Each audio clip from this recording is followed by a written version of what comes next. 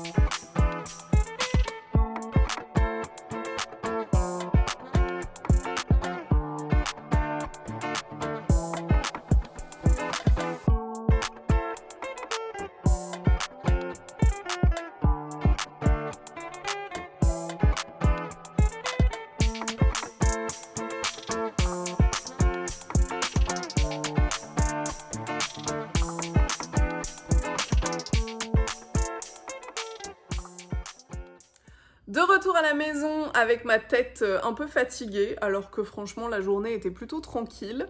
J'ai eu mon cours avec la petite, d'habitude je l'ai le lundi, mais là exceptionnellement comme elle était malade, je l'ai eu ce soir. Je me disais que ça serait une bonne idée de t'emmener avec moi dans ma cuisine pour aller cuisiner ensemble une petite recette très simple, très rapide, très pratique. Très bonne aussi, tant qu'à faire. Comme ça, je peux te montrer les ingrédients, les ustensiles, les différentes étapes de la recette. On y va? Je t'ai même pas dit ce que c'est. C'est une quiche aux courgettes et au fromage de chèvre. Et aux oignons. Bienvenue dans ma cuisine. Donc pour les ingrédients, on a besoin de 2 courgettes, une pâte, du fromage de chèvre, du fromage à gratiner, donc du gruyère, peu importe, 3 œufs, et un oignon ou un demi-oignon. Moi j'en ai un que je dois terminer, donc je vais l'utiliser aujourd'hui. Et du lait. Et bien sûr sel, poivre, et moi j'adore le cumin, donc j'en mets un peu partout. Et un peu d'huile d'olive pour faire cuire les légumes. C'est tout.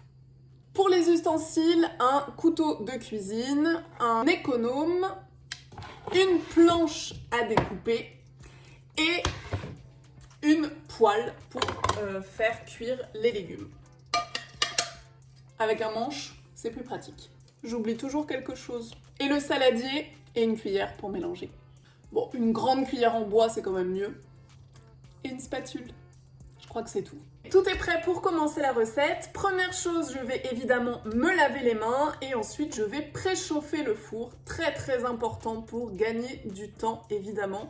Ça m'est arrivé plein de fois d'avoir tout prêt et de me rendre compte que le four était froid.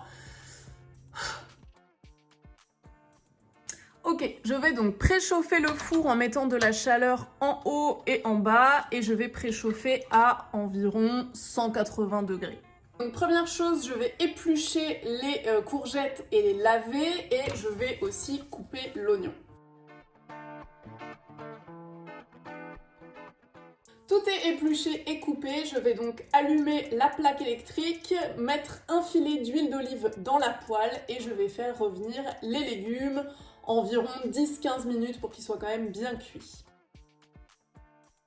Je vais couvrir pour que ça aille plus vite parce que je suis pas très patiente. Sauf qu'en fait, pour cette poêle, je n'ai pas de couvercle qui fonctionne.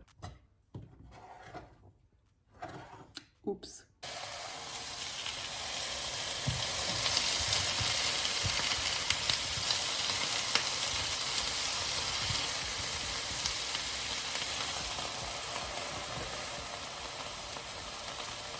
Petite pause Clémentine, est-ce que toi aussi tu fais partie de la team qui la malaxe avant pour pouvoir retirer la peau plus facilement?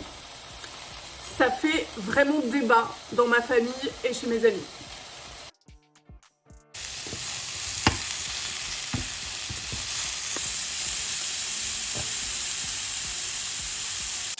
je vais rajouter les épices, donc le sel, le poivre, le cumin. Les légumes sont prêts et maintenant on va faire l'appareil. L'appareil c'est le mélange d'œufs et de crème, de lait, etc. qui va nous servir à faire la quiche. Pour faire cet appareil, cette pâte, je vais donc casser les 3 œufs, je vais mettre un peu de lait et j'ai quand même oublié l'ingrédient principal de n'importe quelle recette française, la crème. Comment j'ai pu oublier la crème ? Pour te donner des quantités, pour moi c'est compliqué, des quantités exactes, parce que, comme on dit chez moi dans le sud, je cuisine à bisto denas, à vue de nez. Donc je sais à peu près les quantités dont j'ai besoin, donc je le fais comme ça un peu au hasard. Mais la recette de n'importe quelle quiche est trouvable sur internet. Quand je fais une quiche, j'ai toujours le réflexe de regarder dans le frigo si je n'ai pas quelque chose qui traîne et que je ne pourrais pas vraiment réutiliser comme plat tout seul. Par exemple ça, voilà, des lentilles avec des petites tomates et des petits légumes qui vont pas vraiment être suffisants pour faire un plat tout seul. Donc je vais le rajouter avec mes courgettes. C'est ça qui est magique avec les quiches, c'est qu'on peut tout mélanger, tout et n'importe quoi. C'est toujours bon. Donc voilà, c'est une bonne façon de ne pas gâcher, de ne pas jeter la nourriture. Voilà, maintenant je vais dérouler la pâte et je vais la mettre dans mon plat à tarte parce que je pense que ça n'existe pas un plat à quiche. Je pense que c'est les mêmes que les plats à tarte. Donc je vais dérouler ma pâte, je vais la piquer et je mettrai du coup les légumes et je recouvrerai avec l'appareil.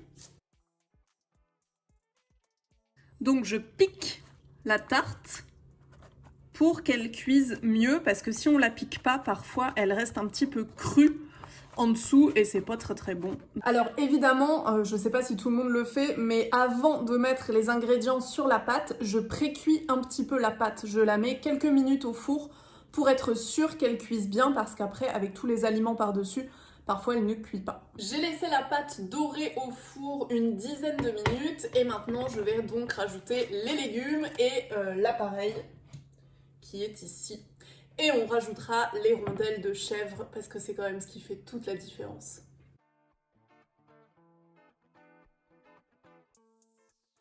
Que serait une quiche sans fromage? Donc on va rajouter les rondelles de chèvre. Alors j'aurais pu prendre le temps de mettre les rondelles de courgettes de façon esthétique sur ma quiche, voilà.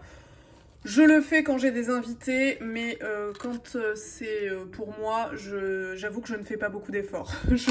Je privilégie la rapidité, l'efficacité. Et puis comme il n'y a jamais assez de fromage, je saupoudre un tout petit peu, on va pas abuser, de fromage à gratiner. Donc ça peut être n'importe quoi, hein, parmesan, mozzarella, gruyère, ce que vous voulez. Juste pour que ça gratine un petit peu. Et voilà, c'est parti donc pour 35 minutes. Et puis on regardera où ça en est à 180 degrés. Et vient le moment que tout le monde préfère, le moment où il faut ranger, faire la vaisselle. Alors j'ai un lave-vaisselle, hein, il est ici. Mais c'est vrai que quand j'ai commencé à habiter seule, donc ça fait très longtemps maintenant, je n'avais pas de lave-vaisselle et j'ai pris l'habitude de faire ma vaisselle à la main. Du coup, maintenant, c'est vrai que j'ai le réflexe souvent de laver à la main. Si c'est pas énorme, s'il n'y a pas une montagne de choses à laver, je lave à la main, comme ça évite d'accumuler des choses dans le lave-vaisselle pendant plusieurs jours. Mais j'utilise quand même le lave-vaisselle régulièrement parce que c'est quand même une très belle invention. Et là, j'ai une poêle, une planche à découper et 3 couteaux, donc je vais les laver rapidement à la main. En général, j'écoute un podcast ou je regarde une vidéo en même temps pour rendre le moment un tout petit peu plus folichon parce que c'est quand même pas mon activité préférée, on va dire.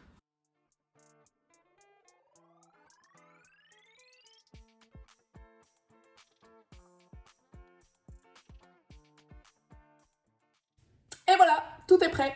Donc je vais aller prendre ma douche pendant que je viens de me brûler sur la plaque, typique.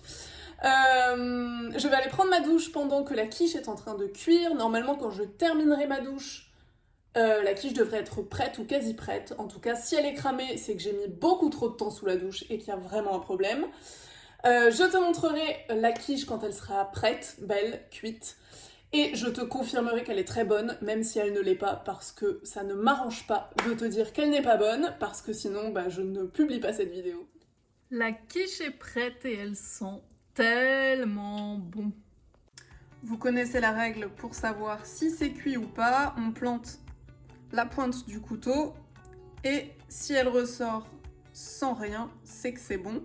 Si elle ressort avec un morceau de quiche et la pâte un peu liquide, ça veut dire qu'il faut la remettre au four. Donc là, elle est parfaite. Je pourrais la laisser un petit peu plus, mais je pense que ça va être bon comme ça.